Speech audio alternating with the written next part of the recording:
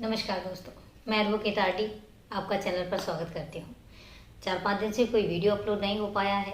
उसका मेन कारण ये था कि इधर surrounding tricity Chandigarh, Ambala, Panchkula, Kharar ये सारे जो एरियाज़ हैं इनमें फ्लड आया हुआ था और उसकी वजह से इलेक्ट्रिसिटी सप्लाई नहीं था तो मोबाइल, लैपटॉप सारा कुछ बंद था। इस वजह से वीडियो अब तक नहीं आ पाया, उसके लिए क्षमा प्रार्थी हूँ। रात के 9 बज चुके हैं, कहानी का सिलसिला शुरू हो चुका है।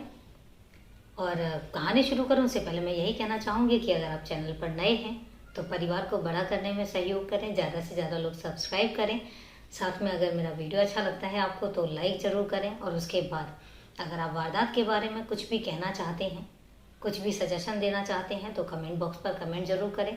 और उसके साथ ही सवालों का सिलसिला होता है, सवाल पूछती हूँ तो जवाब ज़रूर दें कमेंट करके, मुझे अच्छा लगेगा। वीडियो के लास्ट में, सबसे लास्ट में नाम अनाउंस किए जाएंगे। तो सिलसिला ऐसा ही है, बस बरकरार रखिए, सहयोग देते रहिए, देखते हैं कितने आगे तक जाते हैं। अब बात आती है आज की वारदात की। आज की वारदात कहते हैं ना, जो क्राइम होता है, अपराध के लिए कहीं से लोगों को ढूंढ कर नहीं लेके आना पड़ता। अपराधी मानसिकता पनपती है और ये जिसके दिमाग में पनपती है वो हमारे आसपास ही होते हैं, ये कहीं अलग से नहीं बन के आते। आप अपराधी को पहचान ही नहीं सकते हैं, ये हमारे आसपास ही होते हैं। बात सिर्फ इतनी होती है कि हम इन तक कैसे पहुँचे, इनके बारे में कैसे पता लगाएं, कुछ भी पता नहीं लगता है। बस यही होता है कि ज़्यादा से ज़्यादा किसी को हर्ट ना करें तो ज़्यादा अच्छा होगा। अगर कोई तकलीफ़ में है तो उसकी तकलीफ़ समझें। उसको कुछ भी बोलने से पहले उसके दिल पर जो गुजर रही है उसके बारे में अगर समझा जाए तो मुझे ऐसा लगता है कि शायद अपराध बचाए जा सकते हैं, कुछ अपराध तो बचाए जा सकते हैं। क्योंकि आज की जो वारदात है वो इन्हीं चीज़ों से रिलेटेड है। आज की वारदात ज़्यादा टाइम पुरानी नहीं है, 6 जुलाई की वारदात है। 6 जुलाई 2023 की वारदात है, लुधियाना की वारदात है। लुधियाना में एक सलेम टावरी है, एरिया है और वहाँ पर न्यू जनकपुरी इलाका है। वहाँ पर एक परिवार रहता है। अब सबसे पहले मैं आपको परिवार के बारे में बता दूँ। वहाँ पर एक परिवार रहता है जिसमें चमन लाल है जिनकी उम्र है 70 साल, सुरजीत कौर है जिनकी उम्र है 67 साल, मतलब 67 ईयर्स। और उसके बाद चमन लाल की मदर है जिनका नाम है सुरजीत कौर और जिनकी उम्र है 90 साल। तीनों फैमिली मेंबर उस न्यू जनकपुरी इलाके में रहते हैं। चमन लाल के 4 बच्चे हैं और चारों ही बच्चे फॉरेन में सेटल हैं। एक अच्छा परिवार है। इवन चमन लाल भी कुछ साल पहले फॉरेन में ही रहते थे, लेकिन चूंकि इनकी जो मदर है वो बहुत एज्ड थी तो अपनी मदर करके ये वापस आ गए और उसके बाद बाहर गए ही नहीं। यहीं पर ही इन्होंने काफ़ी प्रॉपर्टीज़ बनाई, जिसमें से एक फ्लैट और है जिसको उन्होंने रेंट पे दिया हुआ था। उसके अलावा उन्होंने लेबर क्लास के लिए छोटे छोटे कमरे बनवाए हुए थे जिसमें उन्होंने लेबर क्लास को रेंट पर कमरे दिए हुए थे। तो इस तरीके से इनकी जो घर गृहस्थी है बहुत खुशहाल चल रही थी। लेकिन बात आती है 6 जुलाई। 6 जुलाई को इनके घर में सुबह दूध देने के लिए दूध वाला आता है। जब दूध वाला आता है और वो नॉक करता है तो कोई भी दरवाज़ा नहीं खोलता। जब कोई दरवाज़ा नहीं खोलता है तो वो आस पड़ोस में दूध देकर चला जाता है, जो कि पहले भी वही रूटीन था कि जब कभी वो घर पर नहीं होते थे तो आस पड़ोस वाले दूध ले लेते थे और उसके बाद जब वो आते थे तो उनको दे देते थे। दूध वाला चला जाता है, उसके बाद उनकी काम वाली आती है। काम वाली भी दरवाज़ा खटखटाती रहती है लेकिन कोई दरवाज़ा नहीं खोलती, तो उसको यही लगता है कि शायद वो कहीं चले गए होंगे। वो भी घर वापस चली जाती है और इस तरीके से जो 6 जुलाई पूरा निकल जाता है। अब बात आती है 7 जुलाई की। 7 जुलाई को दूध वाला फिर से दूध देने आता है। जब वो दूध देने आता है तो पड़ोसी बताते हैं कि जो कल वाला दूध है वो भी एज इट इज ही पड़ा हुआ है। तो कहता है ऐसे बिना बताए तो कभी जाते नहीं है, मुझे फ़ोन कर देते हैं। बहुत ही कभी आज तक ऐसे हुआ नहीं है कि वो बिना फ़ोन करे मुझे और गए हों कहीं भी। जब वो नॉक करता है तो पता लगता है कि जो दरवाज़ा है वो तो अंदर से बंद है, बाहर से तो बंद ही नहीं है। तो इस बात पर और भी ज़्यादा चिंता होती है। वो आस पड़ोस वालों से बात करता है कि दरवाज़ा तो अंदर से बंद है, दरवाज़ा बाहर से बंद ही नहीं है। तब आस पड़ोस वालों को शक होता है कि कुछ ना कुछ तो गड़बड़ है। जब आस पड़ोस वाले इकट्ठे होते हैं, दरवाज़ा नॉक करते हैं, कोई दरवाज़ा नहीं खोलता है, तो उनमें से कोई जो छत का रास्ता है, छत के रास्ते से अंदर जाता है। जब वो छत के रास्ते से अंदर जाता है तो अंदर से उसकी चीख निकल जाती है और वो फटाफट दरवाज़ा खोलता है। जब वो दरवाज़ा खोलता है तो दरवाजे के अंदर जब लोग जाते हैं तो सबकी चीखें निकल जाती हैं। इतना भयानक मंजर था वहाँ का जो देखने लायक भी नहीं था। 3 शव पड़े थे, खून से लथपथ, और सब तरफ खून खून फैला हुआ था। इसके बाद फटाफट पुलिस को इन्फॉर्म किया जाता है। डीसीपी सौम्या सिंह भी आती हैं और इन्वेस्टिगेट करती हैं। इन्वेस्टिगेशन में पाया जाता है कि तीनों जो डेड लोग हैं वो डेड हो चुके हैं। तीनों का पंचनामा करके तीनों डेड बॉडीज़ को पोस्टमार्टम के लिए भेज दिया जाता है। यहाँ पर फॉरेंसिक को भी इन्फॉर्म किया जाता है। फॉरेंसिक टीम आती है, अपनी जो तहकीकात होती है वो अपनी जांच करके और वो चली जाती है। इसके बाद पुलिस अपनी इन्वेस्टिगेशन में लग जाती है, आस पड़ोस वालों से पूछती है। तो आस पड़ोस वाले बताते हैं कि 5 जुलाई को देर रात तक हमने तीनों को देखा है, क्योंकि उनका रूटीन था कि वो शाम को तीनों बाहर निकलते थे और देर रात तक बाहर ही रहते थे। तो 5 जुलाई को उन्होंने देर रात तक उनको देखा है और उसके बाद 6 जुलाई से सुबह से उन्होंने इन तीनों को नहीं देखा।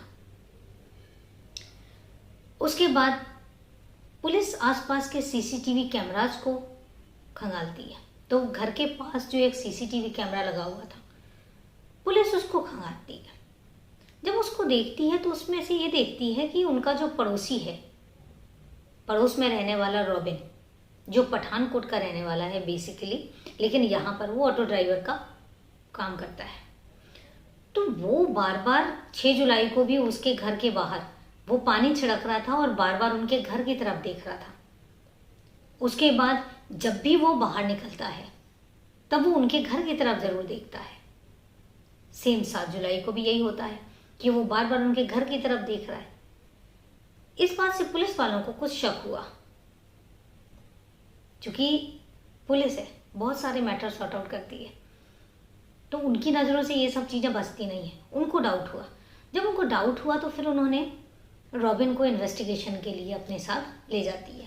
जब वो पूछताछ करती है तो पहले तो रॉबिन जो है वो यहाँ वहाँ की बातें करता रहता है, लेकिन उसके बाद जब पुलिस कड़ाई से पूछताछ करती है तो रॉबिन अपना जुर्म कबूल कर लेता है। महज 12 घंटे भी नहीं लगते हैं और पुलिस मैटर को सॉल्व कर देती है। और जब वो रॉबिन से कड़ाई से पूछताछ करती है तो फिर रॉबिन अपना जुर्म कबूल करता है और वो पूरी सच्चाई बताता है। वो बताता है कि 5 साल पहले ही उसकी शादी हुई थी, लेकिन शादी के बाद उनको कोई बच्चा नहीं हो रहा था और इस बात से लेकर वो दोनों जो मियाँ बीवी हैं वो बहुत परेशान थे। लेकिन जो सुरेंद्र कौर है, चमन लाल की वाइफ, ये बार बार उसकी बीवी को और उसको ताने देती है। बार बार बोलती है कि किसी से गोद ले लो बच्चा, या कुछ ऐसे ऑप्शन ले लो जिससे कुछ पता ना चले और आपके घर में बच्चा भी आ जाए। तो इस टाइप से वो ताने मारती है, जो ताने असहनीय हो जाते हैं। उसकी वाइफ बार बार रॉबिन को भी कहती है कि पड़ोस में जो सुरेंद्र कौर है वो मेरे को ताने मारती है इस तरीके से। तो रॉबिन वैसे भी बहुत खुन्नस में था, वो बहुत चिढ़ता था सुरेंद्र कौर से। उसके बाद बात आती है 6 जुलाई की। जब 6 जुलाई की सुबह सुरेंद्र कौर छत पर आती है, जब वो छत पर आती है तो देखती है कि बगल में रॉबिन अपनी छत पर बैठा हुआ था। तो फिर वो बच्चे की बात छेड़ती है, फिर वो उसको ताना देती है कि कोई और ऑप्शन अपना लो, बहुत सारे ऑप्शन है दुनिया में, कोई और ऑप्शन अपना लो अगर बच्चा नहीं हो रहा है तो। इस बात पर रॉबिन जो है वो खुन्नस में आ जाता है। जब वो खुन्नस में आ जाता है तो उसके बाद जब सुरेंद्र कौर नीचे चली जाती है तब वो अपने घर पे जाता है और हथौड़ा लेकर आता है और वो डिसाइड करके आता है कि आज इसको मार देना है। और उसके बाद वो छत के रास्ते से ही अंदर जाता है और वो इंतजार करने लग जाता है सुरेंद्र कौर का, क्योंकि सुरेंद्र कौर नहाने गई हुई थी। जैसे ही सुरेंद्र कौर बाहर आती है, उसने पूरे कपड़े भी नहीं पहने हुए थे और पीछे से रॉबिन जो है उस पर वार कर देता है। जब हथौड़े से वार करता है तो उसकी चीख निकल जाती है। चीख सुनकर चमनलाल जो बाहर थे वो अंदर आते हैं। जब वो अंदर आते हैं तो फिर रॉबिन उन पर भी वार करता है और वार करने के बाद फिर वो देखता है कि जो चमनलाल की मदर है उनके कमरे की भी लाइट ऑन हुई है। चीख सुनकर सुरजीत कौर भी दरवाज़ा लाइट ऑन करती है, तो वो समझ आता है कि वो भी उठ चुकी है। तो फिर वो अंदर जाता है और सुरजीत कौर को भी हथौड़े से ही वार करके उनको मार देता है, और मारने के बाद उन पर पेचकस से भी वार करता है। और इतना ही नहीं, इसके बाद उन तीनों के गले दबाता है, और गले दबाने के बाद वो एक अगरबत्ती लेता है, अगरबत्ती को वो जलाता है और वहीं पर ही छोड़ देता है जलती हुई। और इसके बाद वो किचन से सिलेंडर लेकर आता है, सिलेंडर को गैस को ऑन करके छोड़ देता है ताकि वो गैस लीक होती रहेगी। उसके दिमाग में यही था कि गैस लीक होती रहेगी और जो अगरबत्ती जल रही है, अगरबत्ती की आग से ब्लास्ट हो जाएगा, और उसके बाद यही रहेगा कि तीनों की जो डेथ है वो सिलेंडर ब्लास्ट होने की वजह से, घर में आग लगने की वजह से हुई है। और उसके बाद वो उसी रास्ते से वापस अपने घर आ जाता है। और इसके बाद वो बार बार ये चेक कर रहा था कि अभी तक ब्लास्ट हुआ क्यों नहीं। जो बार बार पुलिस ने जो इन्वेस्टिगेशन में पाया कि वो बार बार उनके घर की तरफ देख रहा था, तो वो घर की तरफ सिर्फ एक ही चीज़ देख रहा था कि अभी तक ब्लास्ट हुआ क्यों नहीं है। और इसी बात को लेकर पुलिस को शक होता है, और शक होने के बाद वो रॉबिन को अरेस्ट करती है। तब रॉबिन बताता है कि उसका इंटेंशन जो था वो सिर्फ और सिर्फ सुरिंदर कौर को मारने का था, उसको बाकी दो को नहीं मारना था।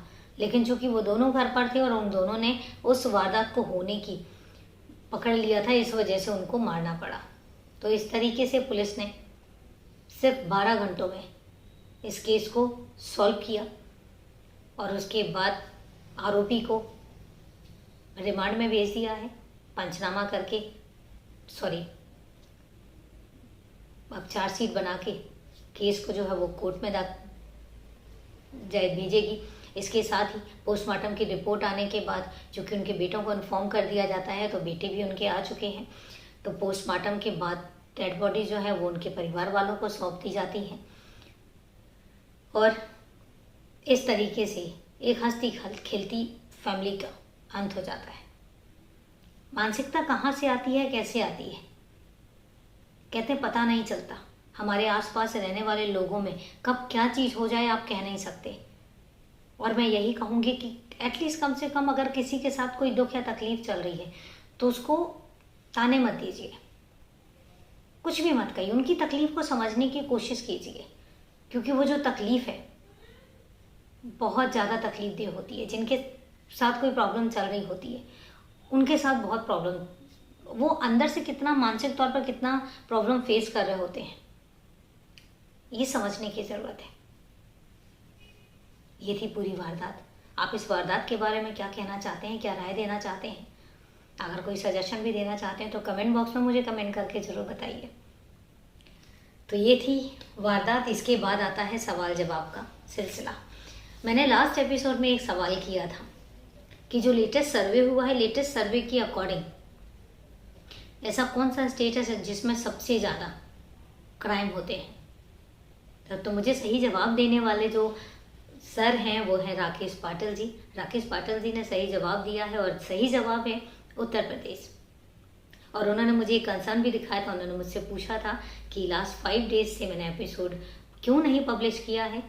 तो मैंने आंसर आपको शुरू में दे चुकी हूँ कि बिकॉज ऑफ फ्लड, बाढ़ की वजह से मैं पब्लिश नहीं कर पाई हूँ। इलेक्ट्रिसिटी प्रॉब्लम की वजह से मैं वीडियो पब्लिश नहीं कर पाई थी। लेकिन अब कोशिश मेरी यही रहेगी कि रेगुलर वीडियोस पब्लिश हों।